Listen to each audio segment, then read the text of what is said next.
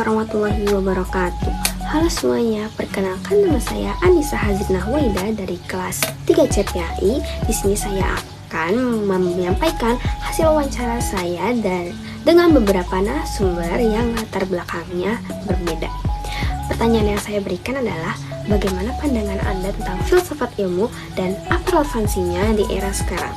Oke, lanjut saja pada narasumber yang pertama kita, itu Saudari Zahra dari Sarjana Hubungan Internasional. Menurut Saudari Zahra, filsafat ilmu itu adalah ilmu yang suka bertanya, kenapa suatu bisa terjadi, apa penyebabnya, dan bagaimana prosesnya, dan untuk apa. Nah, contoh hal sederhananya seperti kenapa garam ada di dunia ini, kenapa rasanya asin, dan bagaimana sih proses garam itu bisa terbentuk, dan atau contoh yang lebih besarnya seperti kenapa bumi itu bisa tercipta, bagaimana sih asal usul bintang, dan apakah ada kehidupan selain di ada kehidupan di planet lain, dan sampai dengan 1 tambah 1 sama dengan hasilnya 2, kenapa enggak 3, kenapa enggak 4, dan pertanyaan-pertanyaan dasar seperti itu terjadi dari awal lahirnya ilmu pengetahuan. Misalnya teknologi luar angkasa seperti satelit, roket, kamera pengintai, itu semua berasal dari rasa penasaran. Nah, begitu juga dalam bidang kesehatan, dari pertanyaan tentang tubuh manusia yang akhirnya bisa lahirlah ilmu kedokteran dan obat-obatan. Jadi, menurut Saudari Zahra, filsafat ilmu itu memang masih relevan sampai sekarang.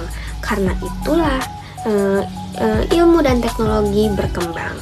Nah, oke, lanjut saja dari narasumber yang kedua, yaitu dari Saudari Vika, Sarjana Pendidikan Agama Islam. Kalau menurut Saudari Vika, filsafat ilmu itu penting karena membahas dasar-dasar pengetahuan. Di kampus aja kita nggak cukup buat hafal teori saja, tapi kita juga harus paham kenapa teori itu ada, bagaimana prosesnya, dan seberapa benar teori itu bisa dipertanggungjawabkan. Saudari Vika juga bilang, filsafat ilmu itu bisa bikin kita berpikir kritis, logis, dan gak gampang percaya begitu saja.